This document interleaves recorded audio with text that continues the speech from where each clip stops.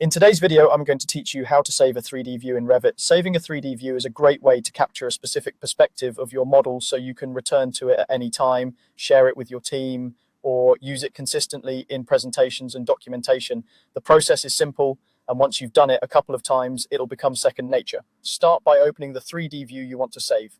You can work with the default 3D view, often labeled with curly braces, or any custom orientation you've set up. The key is that the 3D view you want to preserve must be active on screen. Take a moment to frame the model exactly the way you want it. Orbit, pan, and zoom until the view shows the geometry, detail, and angle you need. This is the orientation Revit will capture and store. With that view active, look to the view cube, typically found in the upper right corner of the drawing area. The view cube is the interactive cube you use to switch between standard directions like top, front, and right, as well as to fine-tune custom angles. It's also where the save option lives. Make sure your cursor is over the view cube itself, then right-click directly on it.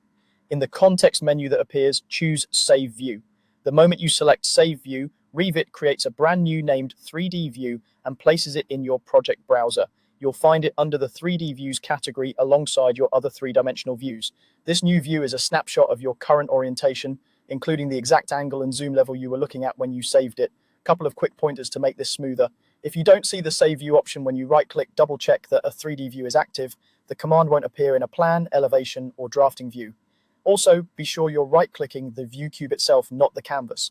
If you're managing multiple perspectives in a complex model, repeat this process to capture each important vantage point. Each saved view is independent, so any changes you make to one orientation won't affect the others. And that's it. Open the 3D view you want, set the orientation, right-click the view cube, and choose Save View. Revit takes care of the rest by creating a new named 3D view in the project browser, ready for you to use whenever you need it.